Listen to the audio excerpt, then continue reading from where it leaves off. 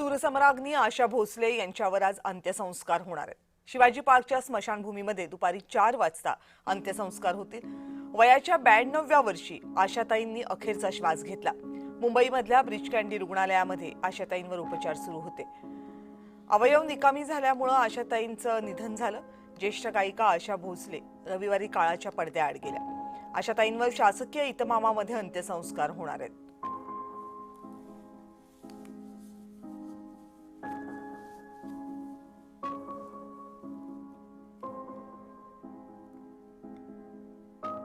गेली अनेक दशकं फक्त महाराष्ट्रालाच नाही तर संपूर्ण देशाला आपल्या सुरांची मोहिनी पाडणाऱ्या आशाताईंचं निधन झालं आणि त्यानंतर संपूर्ण संगीत जगतावरच नाही, चित्रपट सृष्टीवरच नाही तर तमाम महाराष्ट्रावर शोककळा पसरली। कारण महाराष्ट्रातल्या अनेक पिढ्या अशा आहेत ज्या आशाताईंचं गाणं ऐकत मोकळ्या झाल्या किंवा त्यांना आपल्या सुखदुःखाच्या क्षणी आशाताईंच्या सुरांची मोहिनी पडली। आशाताईंचं अंतिम दर्शन घेण्यासाठी आज मोठी गर्दी झालेली आहे, पण अनेकांच्या मनामध्ये आज आशाताईंच्या आठवणींचीही गर्दी आहे। आणखीन या संदर्भातली माहिती जाणून घेण्यासाठी माझ्यासोबत माझ्या सहकारी ज्योत्स्ना गंगणे आहेत। ज्योत्स्ना, आज संध्याकाळी अंत्यसंस्कार होणार आहेत आशाताईंवर। दुपारी 4च्या सुमारास हे अंत्यसंस्कार होतील अशी माहिती दिली जाते। याची तयारीही अंतिम टप्प्यात आली आहे।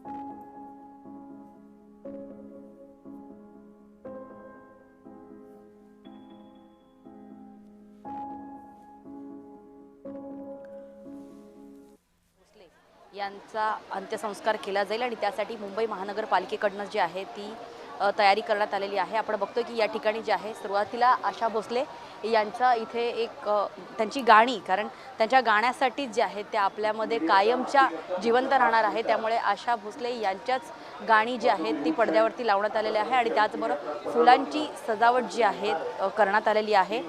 त्याचबरोबर मुख्यमंत्री देवेंद्र फडणवीस आणि उपमुख्यमंत्री एकनाथ शिंदे आणि त्याचबरोबर महाराष्ट्राचे मुख्य असे नेते जे आहेत ते या आशा भोसले यांच्या अंत्यसंस्काराला जे आहे ते उपस्थित राहतील। याच्यामध्ये सचिन तेंडुलकर यांचं कुटुंबीय, राज ठाकरे यांचं कुटुंबीय सुद्धा उपस्थित राहणार असल्याची माहिती मिळते आणि त्यामुळे जे आहे ते इथे पोलिसांची सुरक्षा व्यवस्था सुद्धा कडेकोटपणे लावलेली आहे। त्याचबरोबर आशा भोसले यांचे आपल्या सर्वांनाच माहिती आहे की मराठीमध्ये त्यांनी अनेक गाणी गायलेली आहेत, त्याचबरोबर हिंदी चित्रपटामध्ये आणि अनेक भाषांमध्ये त्यांनी गाणी गायलेली आहेत। त्यामुळे कला रसिक सुद्धा जे आहेत ते आशा भोसले यांचं शेवटचं दर्शन घेण्यासाठी जे आहेत त्यांच्या कुटुंबांकडे पण भेट देतात आणि ज्यांना तिकडे दर्शन नाही घेता आलं त्यातले अनेक जण जे आहेत ते आशा भोसले यांचं अंत्यदर्शन घेण्यासाठी दादरच्या या स्मशानभूमीमध्ये सुद्धा येऊ शकतात आणि त्यासाठी सुद्धा जी आहे ती एक येण्यासाठी एंट्री पॉईंट जो आहे तो सुद्धा लावण्यात आलेला आहे। इतकंच नव्हे तर आपल्याला माहिती आहे की आशा भोसले या ज्या आहेत त्यांना शासकीय अनेक अवॉर्ड जे आहेत त्यांना भूषवण्यात आलेले होते आणि त्याचमुळे आशा भोसले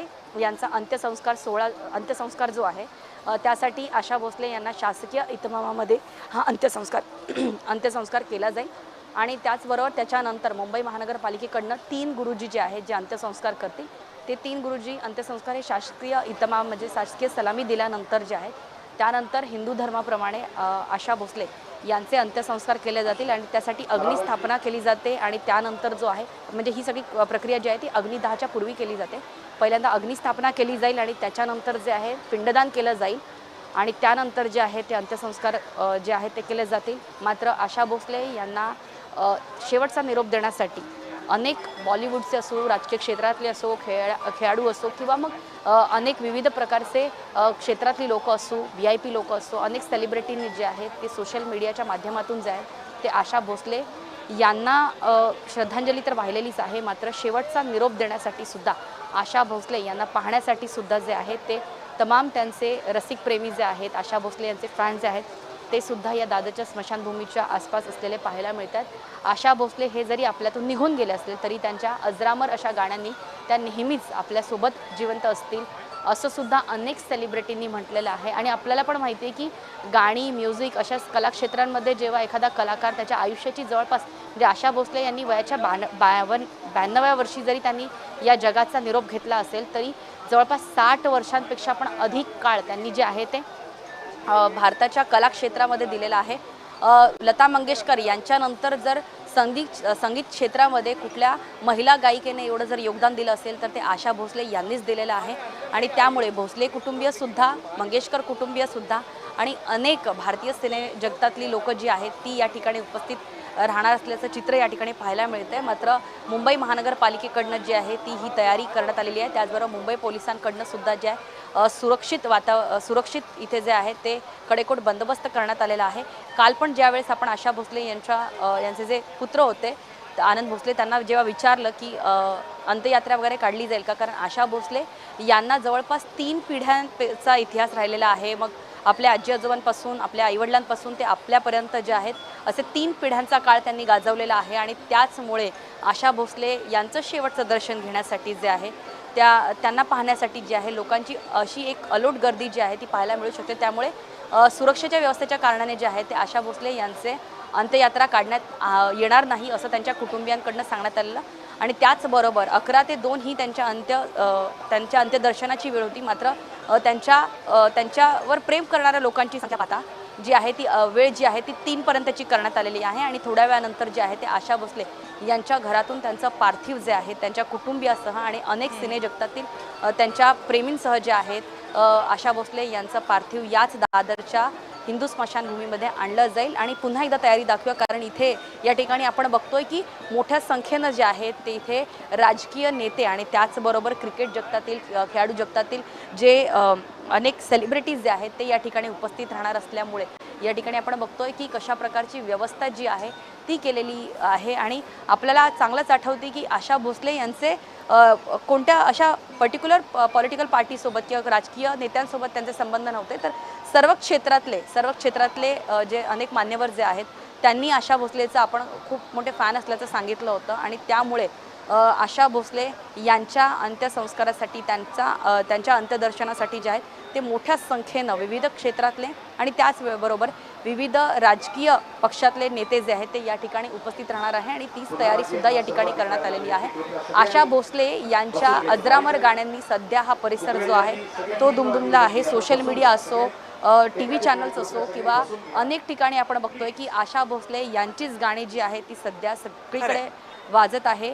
फक्त हिंदी सिनेक्षेत्रासाठी नाही तर मराठी सिनेक्षेत्रामध्ये सुद्धा त्यांचं खूप मोठं योगदान होतं आणि आशा भोसले आणि लता मंगेशकर यांच्या गाण्यामध्ये इतका त्या दोघींच्या गाण्यामध्ये फरक होता की आशा भोसले त्यांच्या एका वेगळ्याच हटके स्टाईलमुळे ज्या आहेत त्या ओळखल्या जात होत्या। इतकंच नव्हे तर वयाच्या 60व्या वर्षानंतर सुद्धा त्यांनी अनेक तरुणींना जे आहेत म्हणजे बॉलिवूडमध्ये जे नवीन पदार्पण केलेले जे हिरोईन्स आहेत त्यांना सुद्धा आवाज दिलेला आहे। असा त्यांचा एव्हरग्रीन असा म्हटला जाणारा त्यांचा आवाज होता।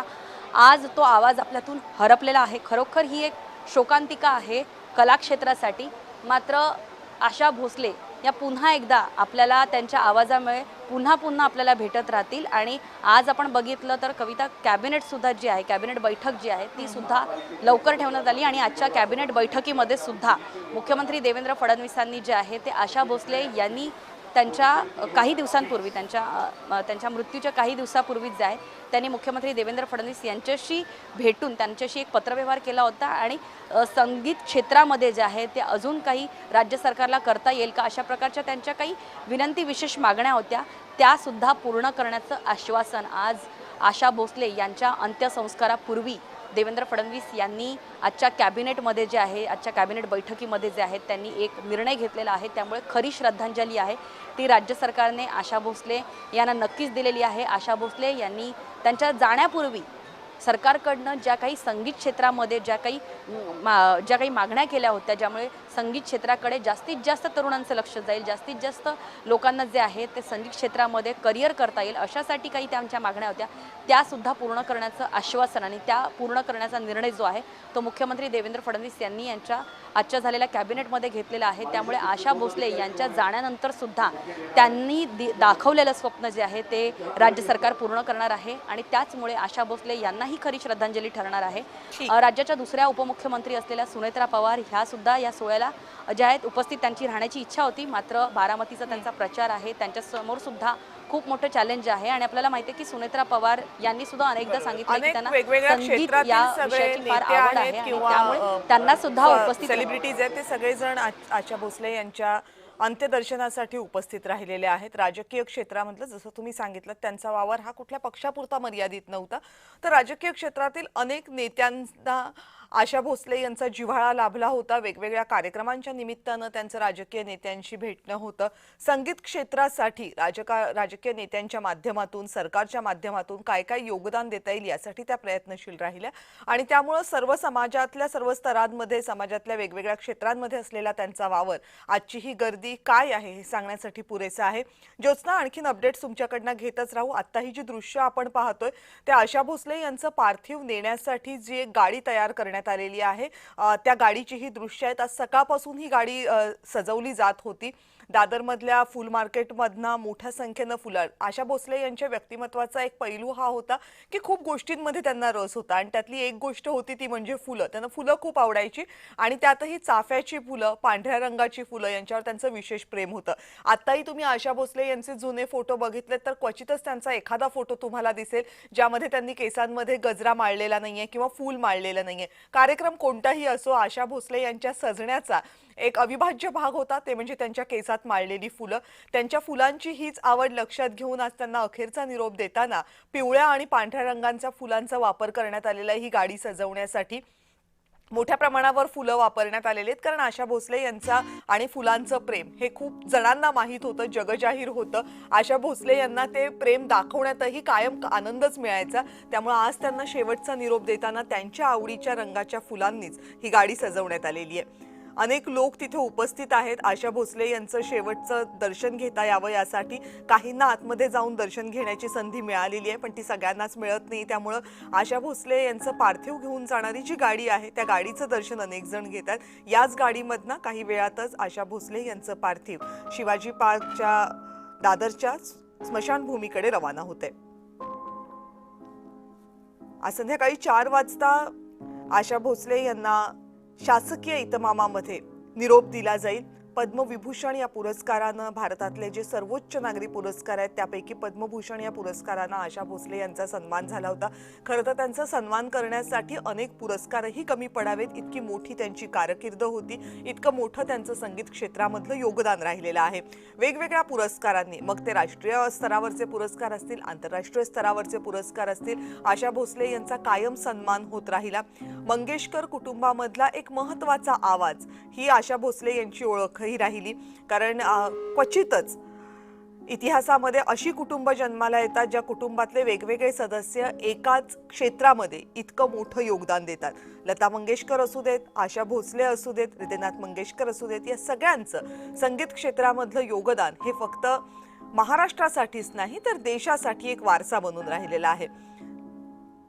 ही जी दृश्य आता आपण पाहताय ती आशा भोसले यांच्या निवासस्थानाची दृश्य आहेत। आशा भोसले आणि लता मंगेशकर यांची निवासस्थानं अगदी शेजारी शेजारी होती। दोन्ही बहिणी गेली अनेक वर्ष एकत्र राहत होत्या।